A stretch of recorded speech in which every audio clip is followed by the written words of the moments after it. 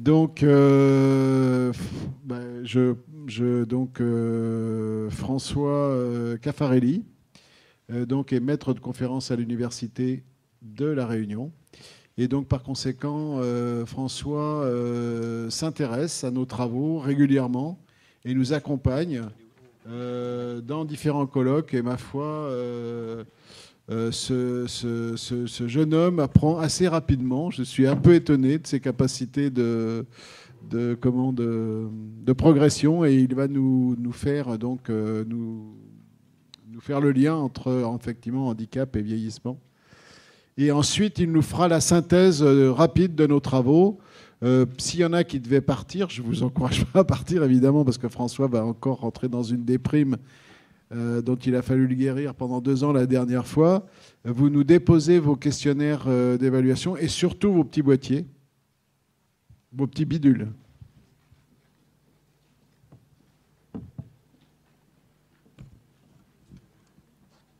Bien. Alors on va commencer avec des questions, c'est sans doute plus simple. Alors je remercie Christian d'ailleurs pour ces mots très gentils, mais je ne suis plus un jeune homme, hein, c'est fini ce temps-là. Même si j'ai les cheveux qui ne sont pas aussi blancs que les tiens. Alors j'avais une série de questions pour ce qui me concerne. On va se décaler un petit peu de la question du handicap parce que c'est la fin de la journée et que peut-être que vous avez envie de passer à autre chose. Donc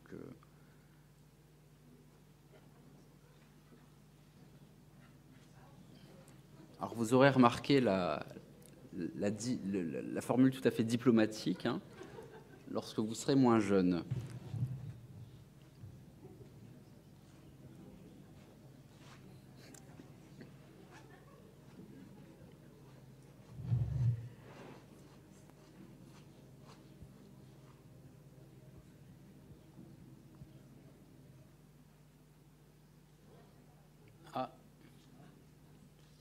Donc vous vivez l'instant présent finalement sans forcément... enfin, je pensais qu'on aurait beaucoup plus de réponses positives. En tout cas, dans la société dans laquelle on vit, on parle souvent des problèmes liés à l'avancée en âge. Et j'avais le sentiment que la plupart des gens finalement anticipaient ce genre de questions. Manifestement, ce n'est pas forcément le cas. En tout cas, il y en a 47% parmi vous qui profitent. Ils sont trop jeunes. Ils sont trop jeunes pour y penser, peut-être. C'est possible. Deuxième question. Ce n'est pas forcément des réponses très amusantes, hein, j'en conviens.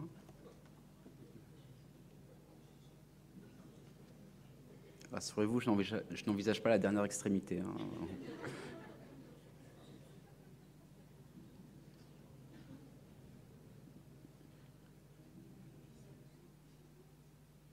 Alors pour les autres, déjà, je pense, voilà, c'est peut-être un peu plus net. C'est une question qu'on connaît, à laquelle on pense davantage. Question suivante.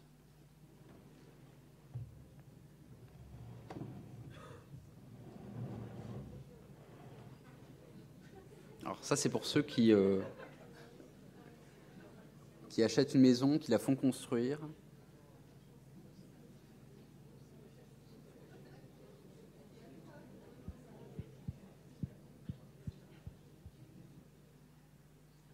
Mais vous êtes complètement détaché des réalités.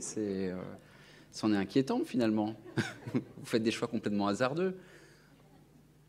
En général, quand on achète une maison, qu'on la fait construire, aujourd'hui, les nouveaux acheteurs, les nouveaux constructeurs pensent souvent, par exemple, si c'est une maison à étage, à prévoir une chambre en rez-de-chaussée pour éviter d'avoir à monter sur leur vieux jour. C'est une question qui, enfin, une interrogation qui revient assez fréquemment. Et enfin, je pensais que c'était beaucoup plus fréquent, mais j'avoue que les résultats me surprennent.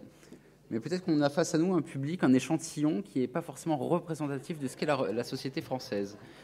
Finalement, pour faire votre métier, il faut avoir l'optimisme chevillé au cœur, et c'est peut-être ça qui explique ce rapport, ce regard à la vie, face à la vie. Quatrième question. Ça arrivera peut-être, hein, je suis vraiment désolé de vous le dire. Hein.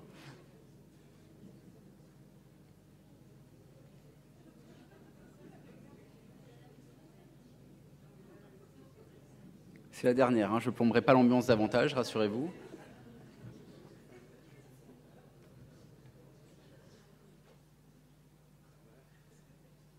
Alors,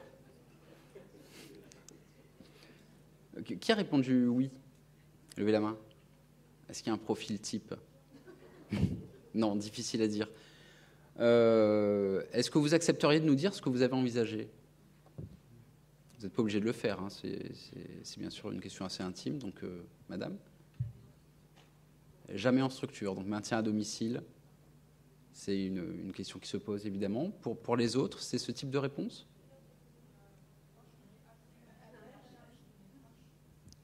Pas à la charge de vos proches. Alors on peut combiner les deux, on peut être à domicile et sans être à la charge de ses proches.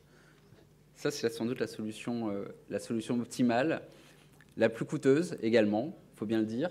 Mais en effet, on peut d'ores et déjà y penser. Alors je ne vous invite pas à le faire tout de suite. Hein. Si vous avez une soirée ce soir, profitez-en, hein. Continuez à vivre, hein, évidemment, ça va sans dire. Vous préparez, oui, commencez à mettre de l'argent de côté pour acheter un fauteuil. Il y avait une réponse ici également? Oui, alors c'est une réponse entre amis qu'on s'est fait ensemble de manière collective. Comment ça? En gros, c'est une grosse...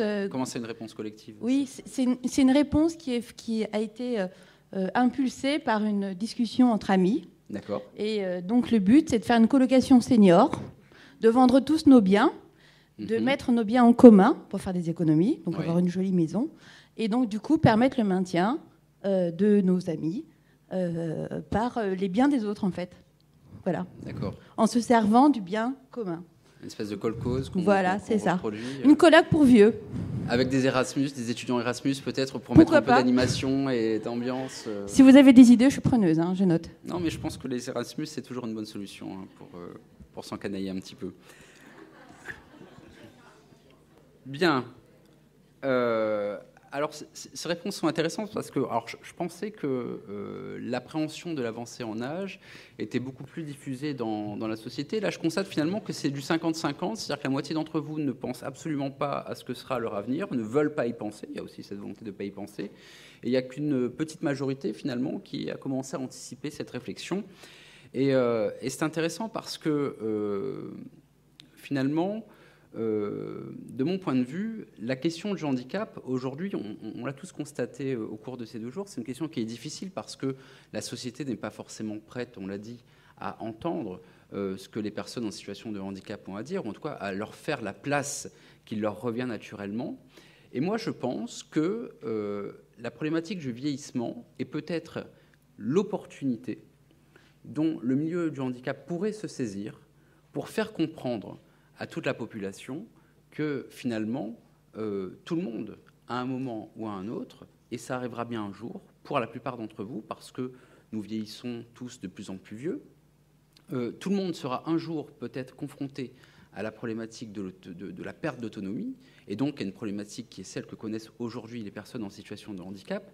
Et donc l'intérêt de cette mise en lien de la problématique du vieillissement et de celle du handicap, c'est de dire finalement, tous, potentiellement, demain, nous serons dans une situation qui est celle aujourd'hui des personnes en situation de handicap.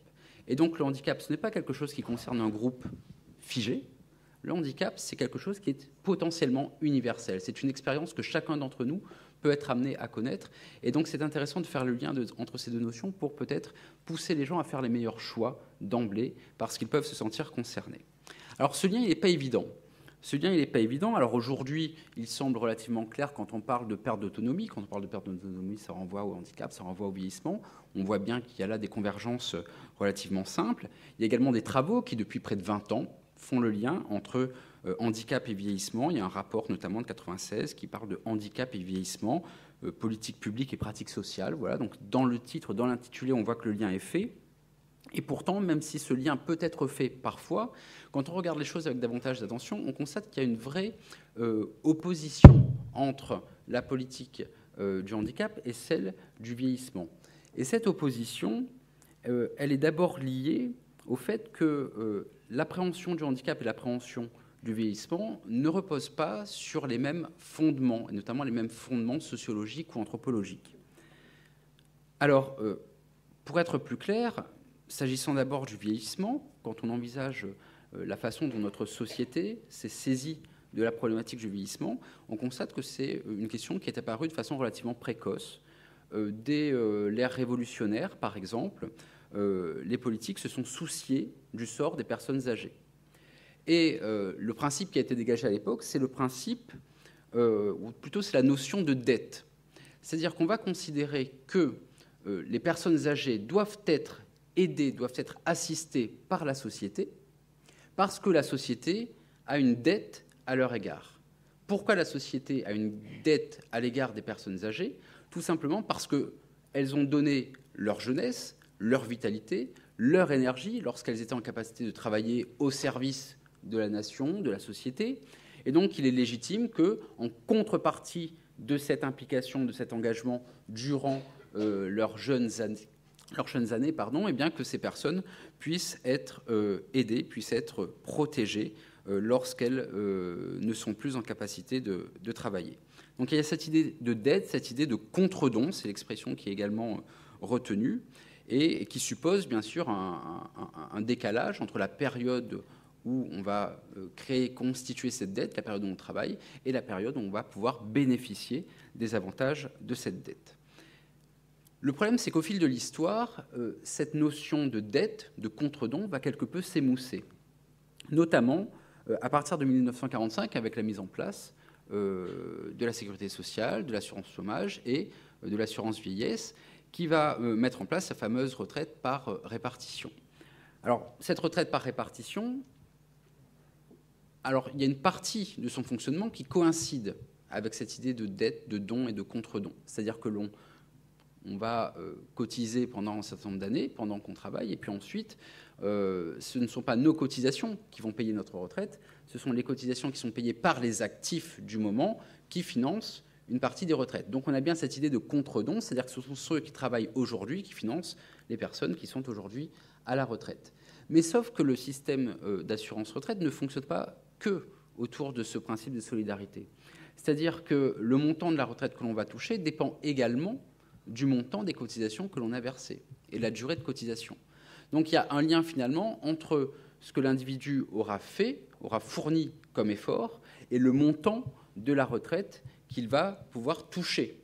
Donc on n'est plus dans le don, le contre-don, dans la mesure où c'est l'individu lui-même qui aura commencé, du temps de son activité professionnelle, à déterminer le montant de sa retraite. Et puis on voit apparaître également énormément de systèmes de prévoyance qui vont venir en parallèle de la retraite par répartition. Chacun est invité à se constituer un plan épargne retraite. Et donc on voit bien qu'aujourd'hui, en France, notamment parce qu'il y a des contraintes financières, eh bien, la retraite n'est plus simplement une histoire de don contre don, c'est devenu un système dans lequel finalement les individus organisent eux-mêmes leur propre retraite. Et donc on voit bien que du point de vue de la vieillesse, on n'a plus ce rapport de solidarité, ou c'est un rapport de solidarité qui a tendance à se désagréger quelque peu, et on considère de plus en plus que les générations anciennes ne peuvent plus se borner à demander de l'aide aux générations qui travaillent. On voit bien que cette revendication, elle est de plus en plus mal perçue. Et l'exemple que l'on peut observer avec le projet d'Emmanuel Macron de revenir d'augmenter la CSG, augmentation qui toucherait les retraités qui, eux, n'ont pas de revenus. On voit bien sur cette problématique que le gouvernement, finalement, peut faire passer une telle mesure parce que dans la société, la population, finalement, de façon générale, accepte assez bien l'idée que tout n'est pas dû aux personnes âgées. On ne leur doit pas tout. Ce n'est pas parce qu'elles ont travaillé qu'on leur doit tout. Il y a même une partie de la population, Marc Palat me parlait de son fils qui veut tuer les vieux à la naissance. Il a 17 ans et, ma foi, il n'a pas forcément fondamentalement tort. Moi-même, j'ai pu le penser. On a pu penser, notre génération, ma génération, a pu penser qu'une génération qui nous a précédés a largement usé de facilité, abusé d'une situation très favorable sans forcément penser aux générations futures. Ce n'est pas forcément justifié comme analyse. Ça traduit une frustration de notre génération. Ça ne veut pas dire que la génération présente est forcément responsable de tout. Mais ça montre bien que ce discours dans la société peut se diffuser et que les personnes âgées ne sont plus forcément perçues comme des personnes qu'il faut impérativement protéger et accompagner parce qu'elles auraient tout donné à la société. De la même façon, lorsque les personnes âgées aujourd'hui touchent une retraite relativement confortable, eh bien, la société peut parfois porter un regard relativement désapprobateur sur leur situation financière et on exige davantage de ces personnes âgées qu'elles s'impliquent au service de la société, si elles sont parties à la retraite relativement tôt et dans un état de santé relativement bon, eh bien même dans les relations intrafamiliales, les personnes âgées, les grands-parents sont largement mobilisés pour venir en aide aux parents, pour garder les enfants. Et c'est presque une injonction parfois. C'est-à-dire que vous profitez d'une retraite dorée, dans des conditions favorables, que vous avez pu prendre à un âge précoce, retraite que nous n'aurons pas, parce que nous partirons à la retraite les pieds devant, manifestement, c'est ce qu'on nous promet. Et donc, il y a forcément un contexte qui n'est pas favorable à la reconnaissance de ce don, de cette dette des personnes âgées. Les politiques du handicap, elles prennent appui sur d'autres fondements, des fondements un peu différents, dans la mesure où, finalement, beaucoup plus clairement que pour les personnes âgées, il est évident pour tout le monde que l'accompagnement des personnes handicapées doit reposer sur un principe de solidarité. Personne ne remet en cause le fondement selon lequel c'est la solidarité qui doit justifier l'accompagnement des personnes en situation de handicap. Il y a deux facteurs qui expliquent cela. Le premier facteur, c'est l'origine des politiques du handicap. Ces politiques sont nées d'abord en lien avec la question sociale, la question du travail. C'est parce qu'il y a eu au XVIIIe siècle la révolution industrielle, parce que l'emploi a changé, parce que les accidents sont devenus plus nombreux, parce qu'on a vu apparaître des maladies professionnelles, des mutilations liées à des activités professionnelles. C'est sur cette question-là que s'est développée la prise en compte du handicap et l'accompagnement du handicap. Donc très vite, on a voulu réparer le handicap subi par les travailleurs, ou en tout cas compenser ou indemniser le handicap subi par les travailleurs. Et puis, il y a eu également la Seconde Guerre mondiale, avec tous les mutilés de guerre, qui a créé cette idée très nette de dette, à nouveau, de nécessité de compenser un handicap qui a été constitué dans une situation dans laquelle l'individu, finalement, a donné à la société. Il donnait en travaillant, il donnait en allant se battre au front, et donc, finalement, cela justifie, sans que ce soit discutable, eh bien, que l'on répare le handicap, que l'on indemnise le handicap et que l'on compense les conséquences du handicap. Donc, on a bien deux positionnements fondamentalement différents, et c'est ce qui conduit clairement aujourd'hui à ce que les revendications en matière de handicap ou de compensation du handicap sont mieux entendues, peut-être, ou plus clairement prises en compte que les politiques à destination des personnes âgées. Autre différence très nette, le rôle de la famille, la place de la famille dans le cadre de l'accompagnement des personnes handicapées ou des personnes qui vieillissent. Du côté des politiques de la vieillesse, on se rend compte finalement que la famille est toujours en première ligne. Finalement, il existerait un devoir d'assistance naturelle aux vieillards. La vieillesse devrait être prise en charge par les solidarités familiales, essentiellement. Et cela prend appui sur une représentation finalement très idéalisée de la famille. Et vous avez dans beaucoup de familles en France toujours des situations très compliquées dès lors qu'il s'agit de mettre une personne âgée en institution, quelle qu'elle soit. Souvent, il y a une vraie culpabilité de la part des enfants, des petits-enfants, parce qu'ils considèrent, à tort ou à raison, que leur rôle naturel, c'est de prendre en charge la personne âgée, et on considère que l'État n'intervient qu'à titre subsidiaire. C'est d'abord à la famille de prendre en charge ces personnes âgées. À l'inverse, dans le cadre du handicap, on a des situations qui sont assez proches. On a des familles qui considèrent que le handicap est leur affaire.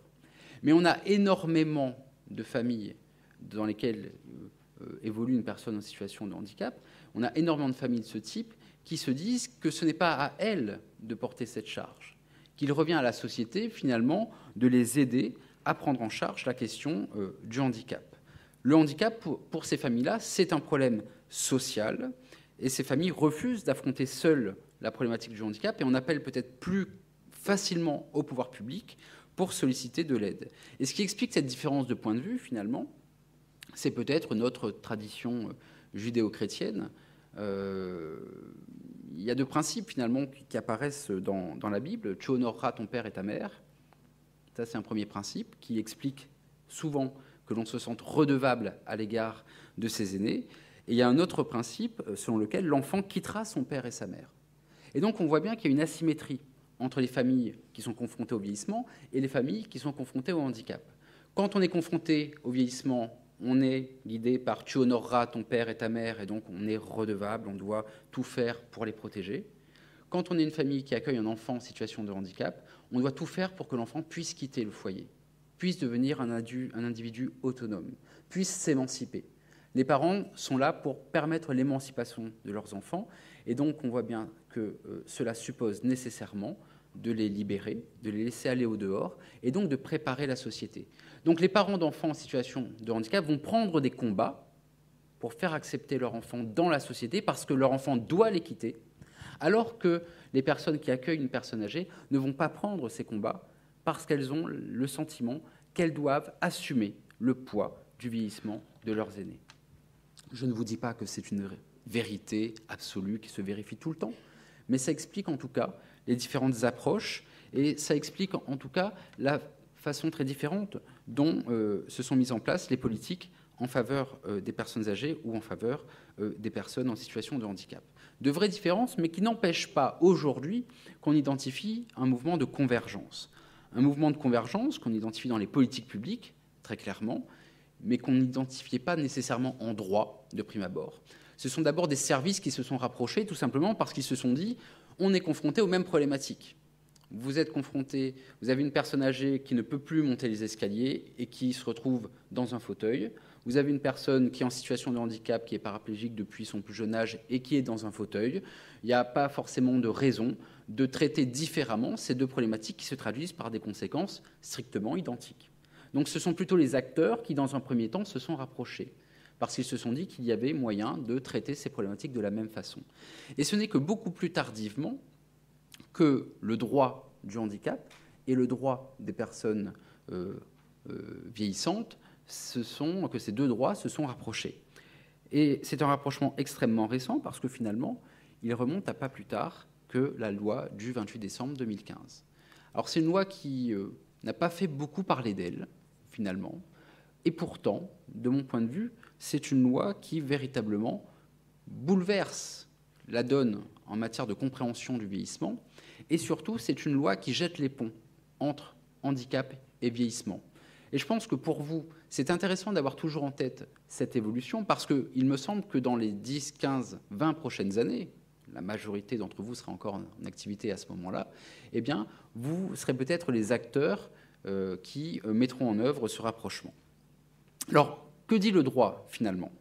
Par rapport au vieillissement, le droit, au départ, il ne disait pas grand-chose.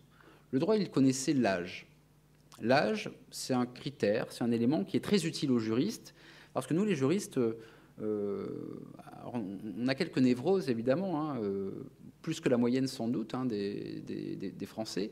On aime bien définir des catégories. On aime que les choses soient bien rangées, vous voyez. On trace des lignes, des contours, des catégories. Il y a ce qui est dedans, il y a ce qui est dehors. Et ce qui est intéressant avec l'âge, c'est que l'âge, c'est un critère qui est parfait pour définir des catégories. Vous avez moins de 6 ans, plus de 6 ans, moins de 18 ans, plus de 18 ans, moins de 60 ans, plus de 60 ans. C'est un critère idéal pour définir des groupes d'individus et pour appliquer à ces groupes un régime juridique particulier. Donc le droit, il connaissait l'âge. Mais le droit ne connaissait pas le vieillissement, le processus de vieillissement. Et alors vous me direz, c'est bien normal, parce que le vieillissement, c'est plutôt un processus naturel, physiologique, médical, pourquoi pas. Mais même en dehors du champ juridique, il n'y a pas de définition très claire de ce qu'est le vieillissement. On pourrait le définir de façon tautologique comme le fait de devenir vieux. Vieillir, c'est devenir vieux. Pourquoi pas ? On associe également souvent le vieillissement à des termes très péjoratifs. On associe le vieillissement à la dégénérescence, au déclin, à l'amenuisement des facultés ou des propriétés.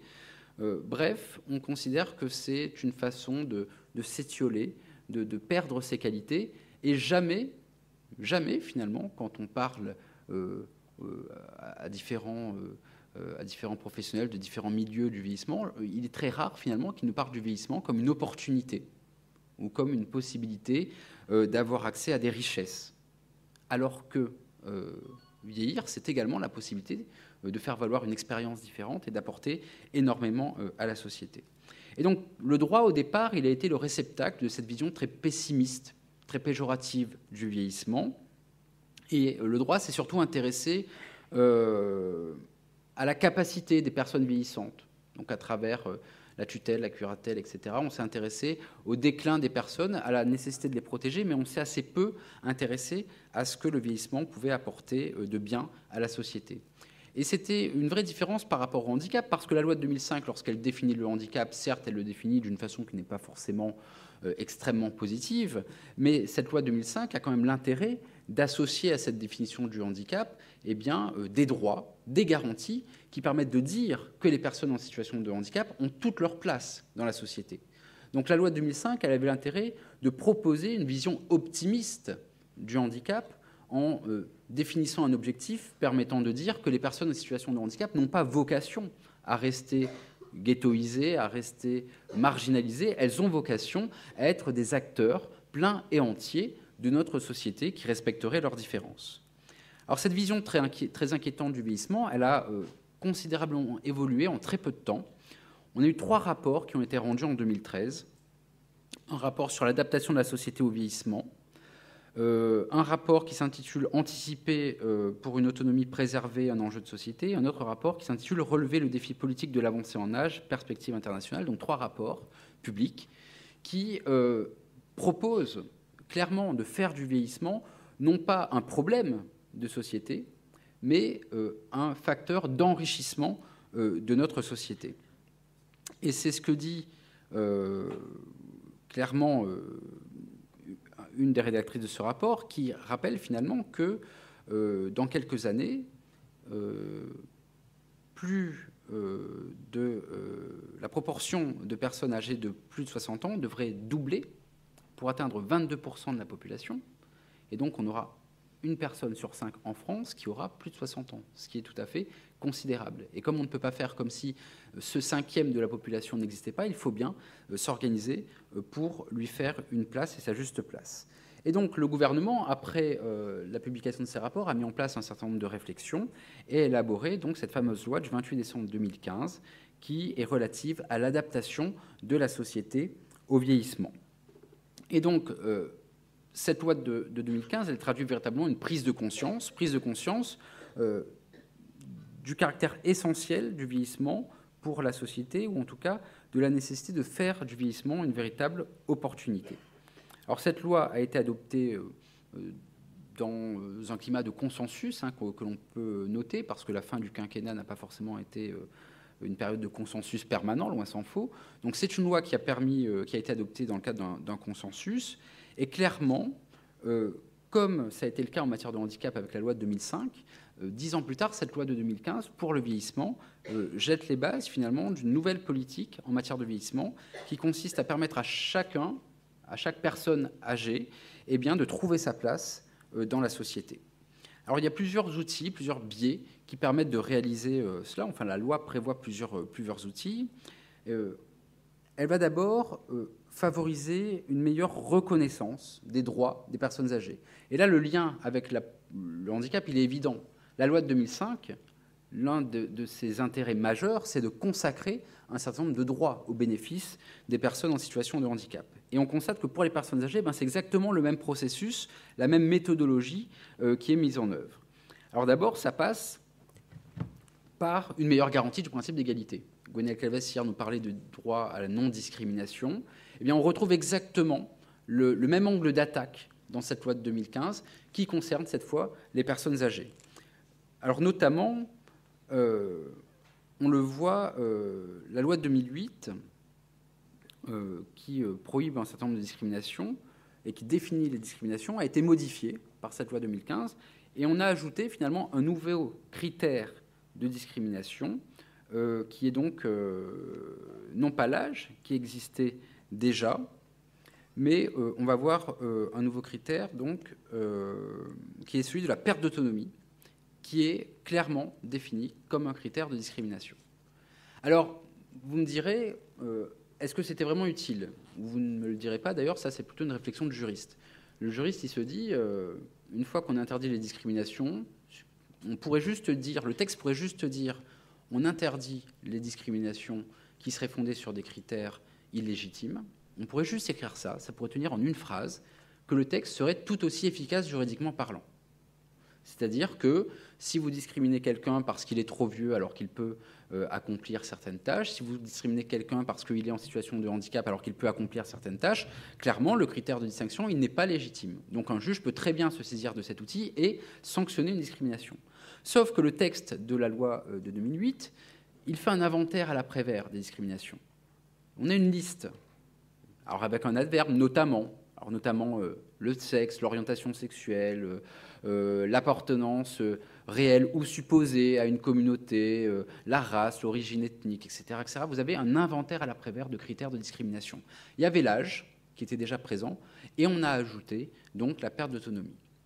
Et certains se sont dit mais c'est inutile d'ajouter la perte d'autonomie. On a déjà l'âge. C'est déjà un critère suffisant pour appréhender la problématique de la perte d'autonomie. Et au pire, si l'âge ne convient pas, on peut également choisir le critère du handicap, qui lui apparaît déjà au sein de cette loi de 2008. Sauf que c'est oublier qu'un texte juridique, il est là non seulement, bien sûr, pour être utilisé par des juges, par des avocats, pour faire sanctionner des discriminations, mais il a également une portée pédagogique. On fait des lois, on écrit des lois pour régler des problèmes, mais aussi pour essayer, en quelque sorte, d'éduquer la société.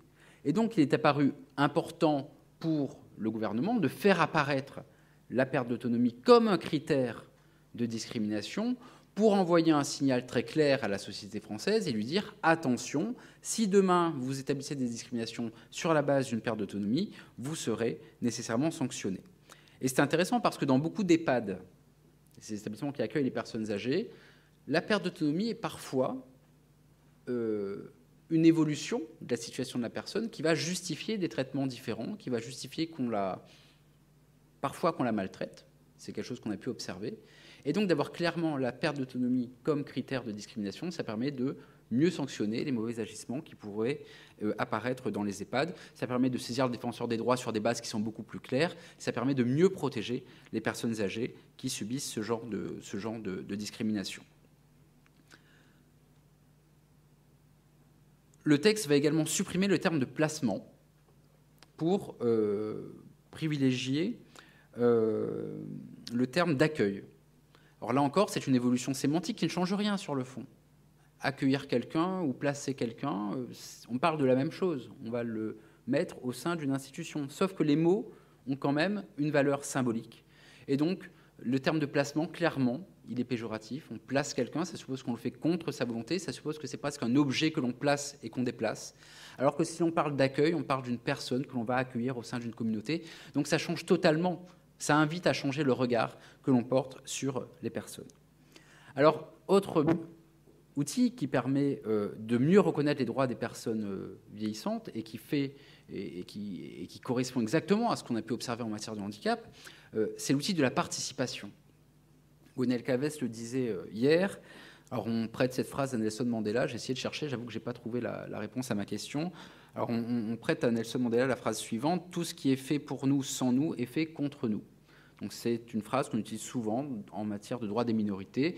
L'idée, c'est de dire que les minorités doivent être associées aux réflexions et à l'élaboration des cadres juridiques qui sont censés les protéger. Et en matière de handicap, c'est très clair. On a vu apparaître un certain nombre de commissions, de cadres, de discussions dans lesquelles les représentants des usagers, les associations qui représentent différentes formes de handicap sont invités, ont leur place pour pouvoir porter la parole des personnes en situation de handicap. Eh bien, on observe exactement le même phénomène avec le vieillissement, c'est-à-dire que finalement de nombreuses structures vont être instaurées pour appréhender, pour faire une place aux personnes vieillissantes, ou en tout cas aux associations qui représentent les personnes âgées, pour que leurs paroles puissent être entendues. Alors, ce qui est intéressant dans ce texte de 2015, c'est que ces instances vont en fait faire une place non seulement aux personnes âgées, mais en général vont également faire une place aux personnes en situation de handicap, ou à leurs représentants en tout cas. C'est-à-dire qu'on va associer dans le cadre de ces instances de discussion la problématique du vieillissement et la problématique du handicap. tout simplement parce qu'on a bien compris qu'il y avait des convergences, qu'il y avait nécessité de traiter ces problématiques de façon parfois identique et qu'il fallait universaliser la question de la perte d'autonomie. Ce n'est pas une question de vieillissement, ce n'est pas une question de handicap, c'est une question beaucoup plus globale, beaucoup plus transversale. Alors bien évidemment, quand on parle de convergence, de mutualisation, ça provoque toujours une levée de bouclier. Parce que les associations qui, en France, défendent les personnes en situation de handicap ne sont pas vraiment fans de cette logique de mutualisation, de cette logique d'universalisation. Pourquoi elles ne sont pas fans de ça? Alors, il y a peut-être des représentants de ces associations, enfin, il y a des représentants de ces associations parmi vous, donc peut-être qu'il y a des raisons qui m'échappent, mais je pense que d'un point de vue très général, et au-delà des perceptions individuelles, je pense qu'il y a des logiques d'organisation qui cherchent tout simplement à survivre, et la survie d'une organisation, elle est liée à la survie de son objet. Si on considère que le traitement de la question du handicap n'est pas un traitement singulier, mais un traitement beaucoup plus universel, comment justifier alors l'existence d'une association qui va se battre uniquement pour les autistes, uniquement pour les déficients intellectuels, uniquement pour les personnes à mobilité réduite, uniquement pour les malentendants, uniquement pour les malvoyants? Ça n'a plus de sens. Et donc, l'inquiétude, elle est liée au fait de perdre sa raison d'être, et elle est liée au fait, beaucoup plus évident et peut-être beaucoup plus clair, qu'on a peur que les financements s'éparpillent.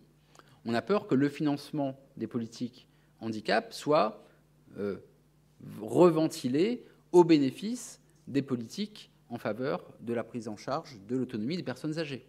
Donc il y a des querelles de clochers qui sont également, bien évidemment, justifiées par des inquiétudes financières. Ces arguments sont tout à fait légitimes. Je ne suis pas là pour vous dire qu'elles ont tort d'agir de cette façon. On constate que les organisations cherchent à survivre et cherchent à protéger leur périmètre. C'est comme ça, c'est inévitable. Mais le législateur a voulu obliger les acteurs à dépasser les clivages pour envisager cette problématique du vieillissement et du handicap dans le cadre d'instances communes. Alors, au niveau national, c'est très peu vrai. Le Haut Conseil de la famille, de l'enfance et de l'âge, qui se substitue au Conseil de la famille et au Haut Conseil de l'âge et au Conseil national des retraités des personnes âgées et au comité avancé en âge et à d'autres comités. Donc on a voulu réunir un certain nombre de comités en un seul. Cette structure qui a été constituée en laissant bien de côté le Conseil national consultatif des personnes handicapées, pour que ces personnes handicapées puissent se sentir considérées. Mais au niveau local, on a vu apparaître des convergences beaucoup plus nettes, et je prendrai un exemple.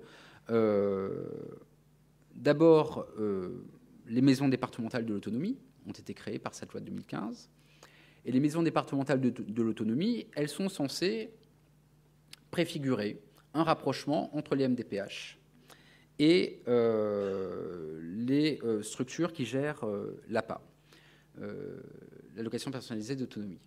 Et on voit bien qu'il y a eu des réticences parce que le législateur aurait pu aller plus loin sur l'intégration en disant ces maisons de l'autonomie se substituent ou absorbent les MDPH et les structures gérant l'APA.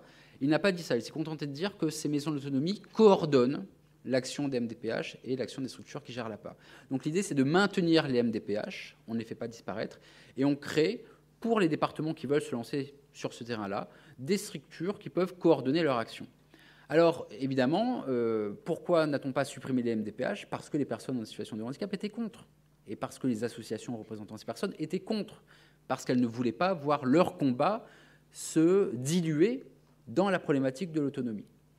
Mais on a créé une structure intermédiaire qui, entre nous, n'est pas satisfaisante. C'est encore une construction, une usine à gaz dont le droit français a toujours le talent.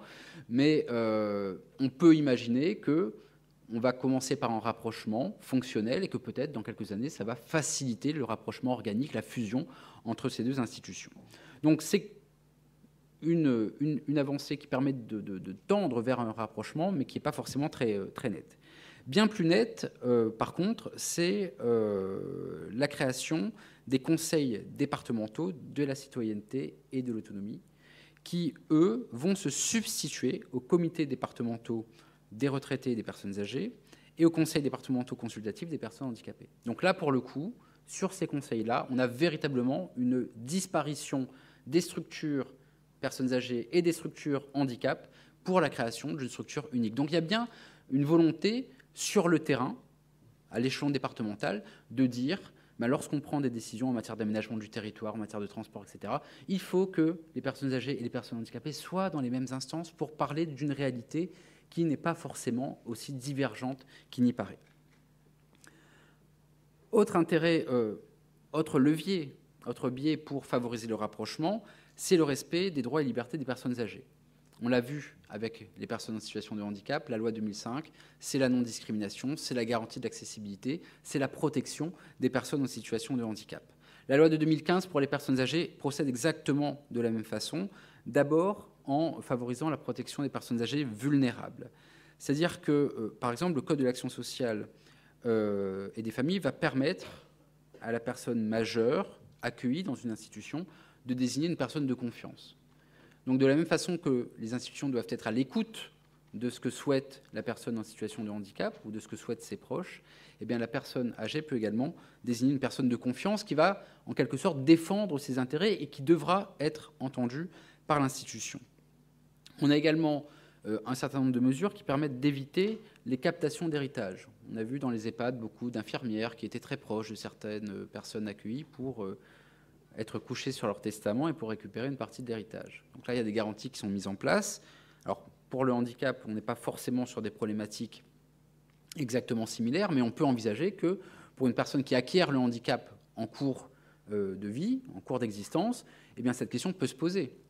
L'affaire Bettencourt est une illustration très claire de cette problématique qui peut être liée ou au vieillissement ou à l'âge, c'est-à-dire qu'une personne qui peut accumuler des richesses, qui peut se retrouver dans une situation de fragilité et dont on ne sait pas exactement ce qu'elle voulait et dont on n'est pas sûr qu'on peut faire confiance à la personne qui se présente comme étant son représentant désigné. Autre outil permettant de mieux protéger les personnes vieillissantes et qui rappelle exactement ce que l'on a pu dire dans le cadre de l'étude de la désinstitutionnalisation et de l'inclusion, il s'agit de garantir aux personnes âgées le choix de leurs conditions d'existence. C'est-à-dire que, notamment, le Code de l'action sociale et des familles a été complété pour que soit garanti aux personnes âgées le droit d'aller et venir.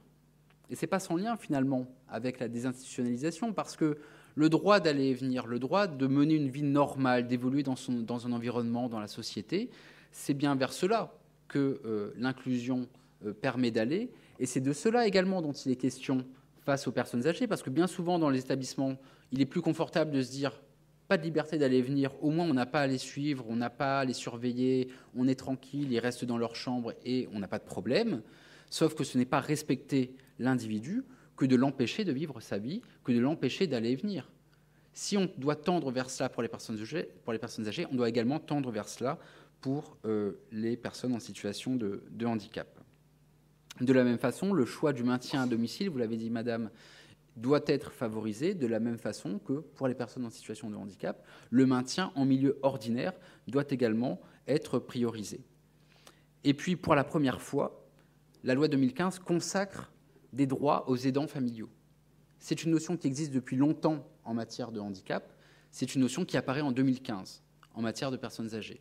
Et ça montre bien qu'il y a encore, de ce point de vue, une véritable convergence entre le droit des personnes âgées et le droit des personnes en situation de handicap. Autre levier pour permettre aux personnes âgées de trouver leur place dans la société, une meilleure prise en compte de leur place au sein de cette société.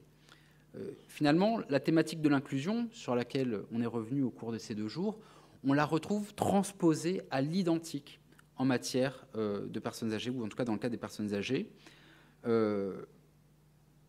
Et quand on parle d'inclusion, on parle d'abord d'inclusion au sein des structures sociales. C'est-à-dire que cette loi de 2015, elle a l'intérêt de définir un objectif pour la société, c'est de faire en sorte que les personnes âgées puissent continuer à participer à la vie sociale. Et ça rejoint encore une fois exactement ce que l'on a pu dire à propos des personnes en situation de handicap.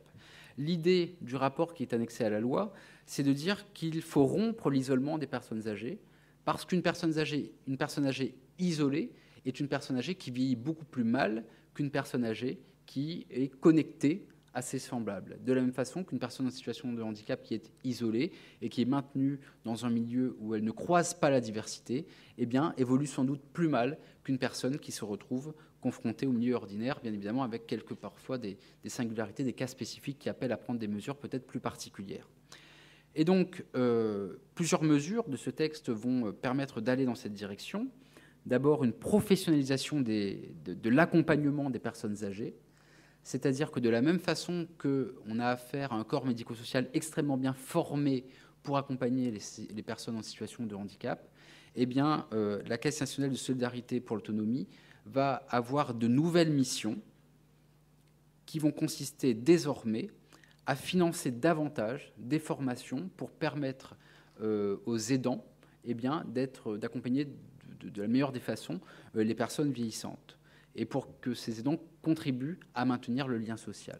Et donc, certes, ça ne parle que de financement, donc on pourrait se dire que c'est insuffisant parce que l'argent, bien évidemment, c'est pas suffisant, mais prévoir un financement complémentaire, prévoir en tout cas une petite ligne budgétaire clairement identifiée pour le financement de ce type de formation, eh bien, c'est déjà faire un pas en direction d'un meilleur accompagnement des personnes en situation de vieillissement.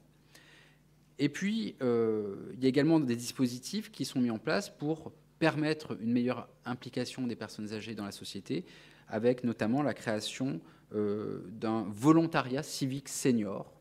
Alors là, on s'éloigne un peu de la problématique du handicap, en effet, parce qu'on va partir du principe que les personnes âgées peuvent donner à la société, peuvent donner en transmission d'expérience, en assumant des fonctions de bénévolat au service d'activités non lucratives.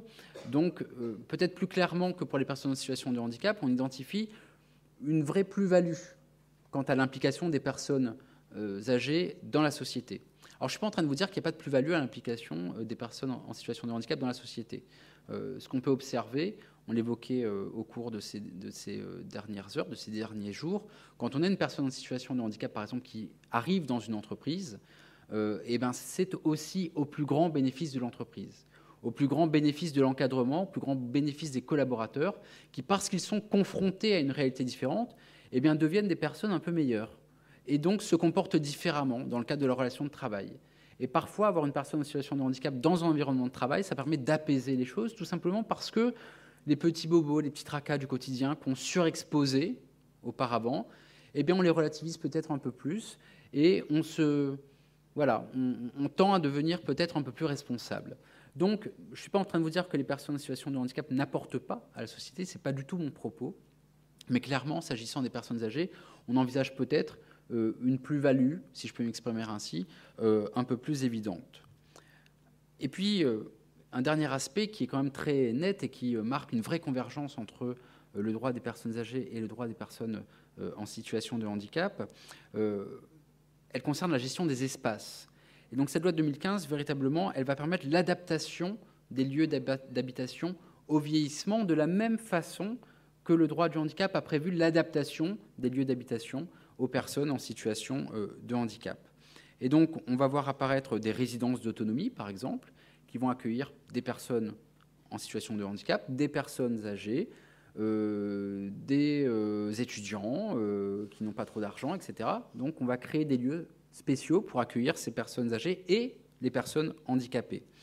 On va voir également apparaître de nouvelles normes en matière d'urbanisme, notamment. Le schéma de cohérence territoriale, c'est ce document d'urbanisme qui permet d'aménager le territoire. Il est adopté sur la base d'un rapport, un rapport de présentation qui doit expliquer les choix retenus. Donc pourquoi est-ce qu'on envisage de développer telle agglomération, telle métropole de telle ou telle façon? Eh bien, ce rapport devra être établi au regard des prévisions économiques, démographiques, notamment au regard du vieillissement de la population. Donc, l'aménagement du territoire au niveau local, aujourd'hui, doit anticiper le vieillissement de la population, parce que c'est 1/5 des habitants qui, bientôt, auront plus de 60 ans. De la même façon, le Code de la construction et de l'habitation va prévoir, notamment dans l'attribution des logements sociaux, que la réponse apportée aux besoins particuliers des personnes en situation de perte d'autonomie liée à l'âge ou au handicap doit être pris en compte par le développement d'une offre nouvelle et par l'adaptation des logements existants. Donc dans ces textes-là, qui concernent les logements sociaux, on voit accoler la problématique de l'âge et la problématique du handicap. Et donc ça montre bien qu'il y a, entre ces deux politiques, de véritables convergences, de véritables similitudes.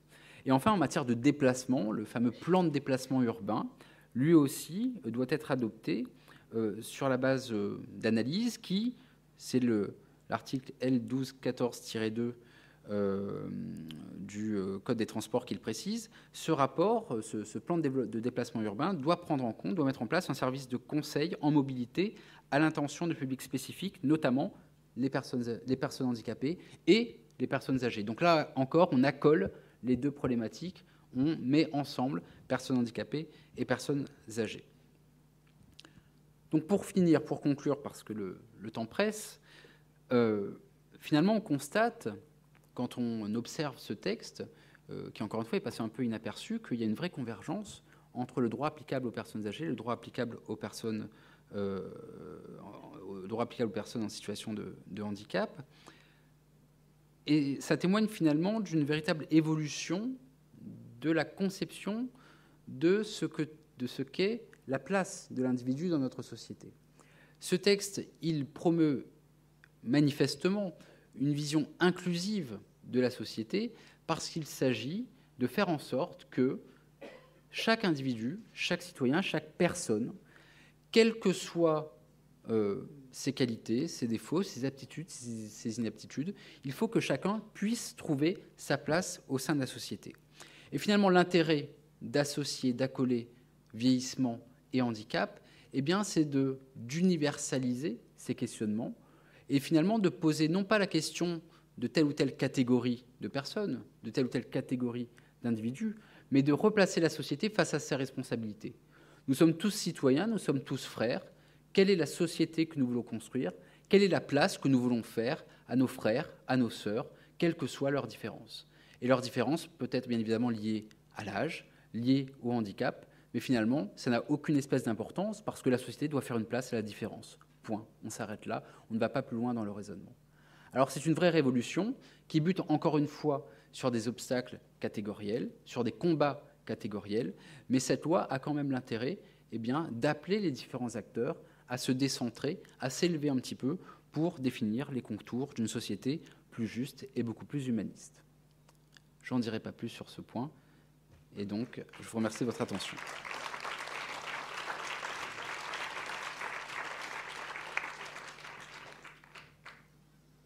J'enchaîne pour la synthèse, du coup, sans transition. Sauf s'il y a une question, évidemment, une observation. On sent qu'on est proche de la fin et tout le monde veut partir, c'est ça, on le sent. Il y a des ondes dans ce sens.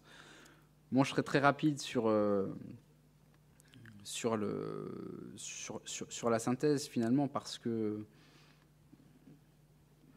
les interventions ont été très claires, il y avait des PowerPoint qui étaient très bien faits, il y a eu des participations, c'était très dynamique. Enfin, je pense que du point de vue des acquisitions, les choses se sont passées de la meilleure des façons.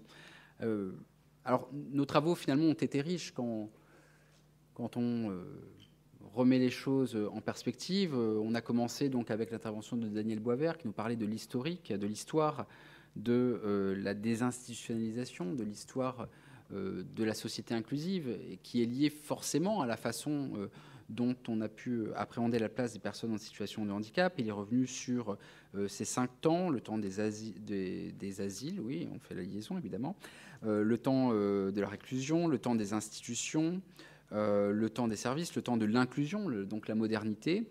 Et Gwenaëlle Calves nous a bien montré que même si, du point de vue du droit, finalement, et des politiques publiques, on avait largement avancé du point de vue conceptuel, même s'il ne fait pas de doute aujourd'hui que la plupart des textes définissent les contours d'une société inclusive, eh bien, on bute encore sur un certain nombre de limites. Même s'il y a un principe de non-discrimination, eh bien, les personnes en situation de handicap peinent encore à faire valoir leurs droits de façon totalement efficace. Il y a une difficulté, une problématique d'effectivité des droits qui montre bien que si le droit peut beaucoup, il ne peut pas tout et qu'il est nécessaire à un moment donné eh bien, que les différents acteurs se mobilisent pour fondamentalement faire avancer les choses. Cela étant posé, on a pu avancer pour aller voir plus concrètement comment peut se mener une expérience d'inclusion, comment aller vers une démarche inclusive. Et donc, nous avons d'abord vu en début d'après-midi, hier, finalement, qu'il y avait un certain nombre de difficultés qui s'opposaient, bien évidemment, à l'avancée vers une société plus inclusive. Et ces difficultés, la plupart des difficultés sont bien évidemment liées à l'attachement que nous pouvons avoir, alors je dis nous parce que c'est un réflexe bien naturel, l'attachement que nous pouvons avoir pour les institutions et pour ce qui existe déjà. Il est extrêmement difficile de sortir d'une situation confortable que l'on connaît. Il est extrêmement difficile de sortir d'institutions dont on connaît parfaitement le fonctionnement, dont le fonctionnement est encadré par des textes qui sont qui sont souvent clairs, pas toujours, j'en conviens, mais qui sont souvent clairs, qui prévoient des procédures, qui guident les actions, qui disent comment agir face à telle ou telle difficulté. C'est très facile finalement d'évoluer dans un environnement normé. Et je pense que l'une des angoisses suscitées par l'évolution vers une société plus inclusive, eh bien, c'est la liberté. La liberté, elle fait peur. La liberté de définir pour chacun le parcours le plus adapté. C'est-à-dire que ce n'est pas une règle uniforme qui vous dira comment agir pour gérer telle ou telle situation.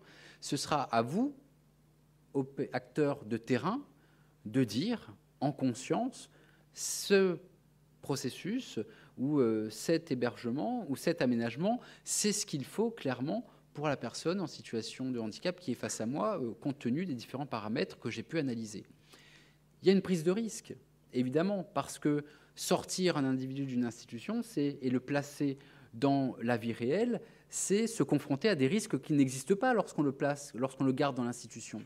Parce que quand un individu se balade librement, il va interagir avec le monde, avec la société. Qu'est-ce qui se passe s'il se retrouve dans une altercation? Qu'est-ce qui se passe s'il agresse quelqu'un?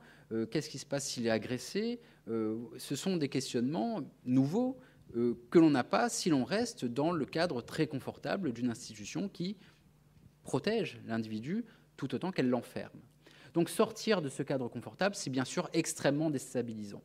C'est bien sûr extrêmement angoissant. Mais c'est ce que tout le monde fait. C'est une évolution sociale à laquelle on ne peut pas échapper.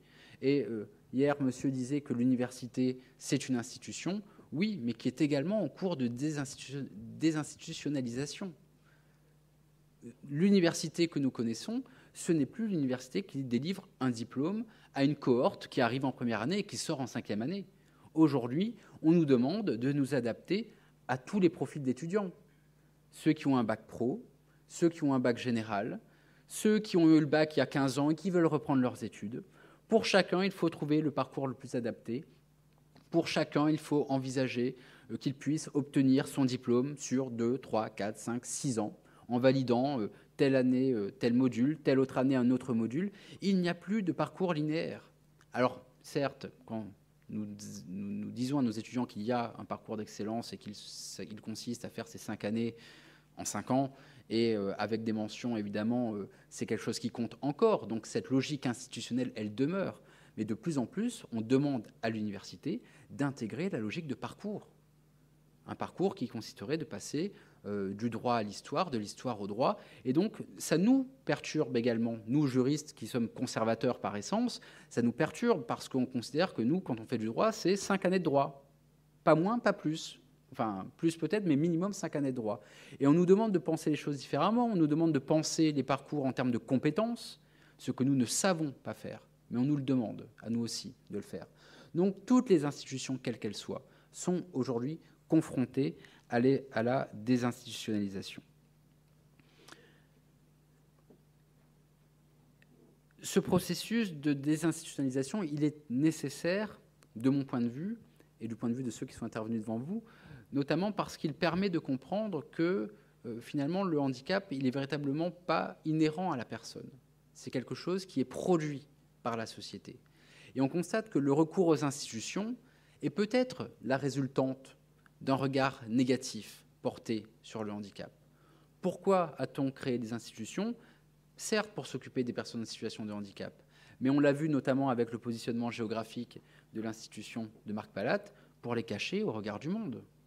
Et la difficulté aujourd'hui de la désinstitutionnalisation, elle consiste notamment dans le fait que l'on va remettre les personnes en situation de handicap au cœur de la société.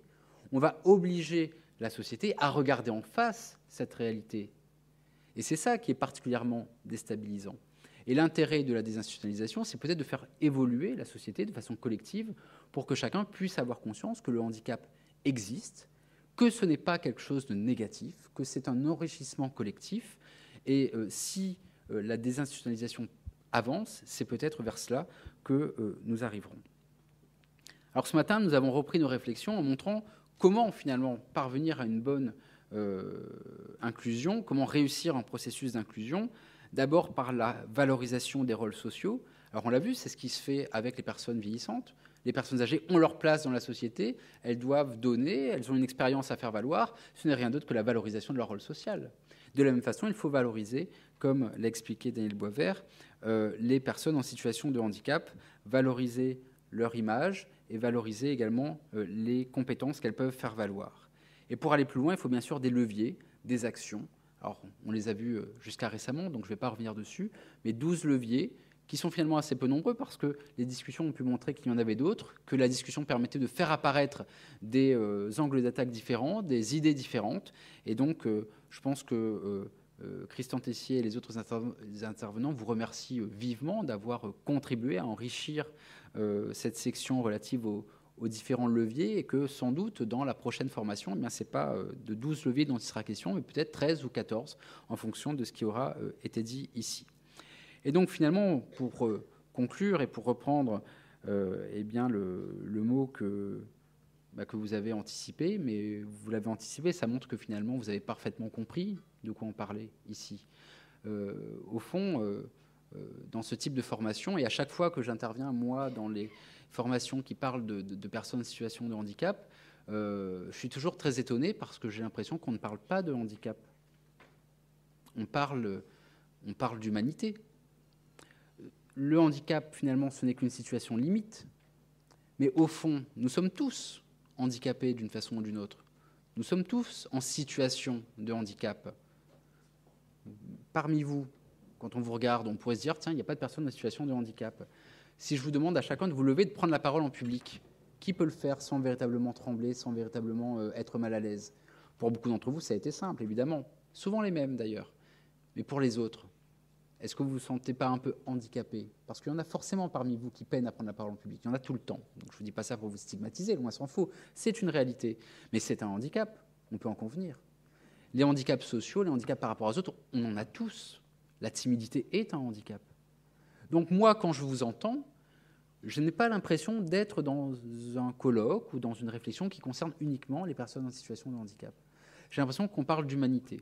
Quand on parle d'insertion professionnelle des personnes en situation de handicap, j'ai l'impression qu'on parle de toutes les personnes qui peuvent avoir des difficultés pour s'insérer professionnellement. Le jeune de banlieue, qui n'a pas les codes, il est en situation de handicap. Et si on demande à l'entreprise d'être plus ouverte, d'être bienveillante, de lui faire une place, de l'accompagner, de lui tendre la main, c'est vrai pour les personnes en situation de handicap, évident, mais c'est vrai pour tout le monde. Respecter la diversité des profils, c'est vrai pour les personnes en situation de handicap, mais c'est vrai pour tout le monde. L'ouverture dont nous devons faire preuve à l'égard des personnes en situation de handicap, nous devons l'avoir pour tout le monde. Et donc on ne parle pas de handicap, on parle de citoyens, on parle d'humains, on parle d'une communauté humaine qui doit s'efforcer de progresser, d'avancer pour faire une place à chacun. Et donc s'il y a peut-être quelque chose, une seule chose à retenir aujourd'hui, eh bien c'est peut-être que nous œuvrons tous, chacun à notre niveau, à faire en sorte que cette société soit plus juste, plus ouverte, plus respectueuse des différences. Et donc je voulais tous vous remercier de contribuer chacun à votre place à ce combat qui est loin d'être gagné, mais qui est le seul qui vaille. Merci beaucoup.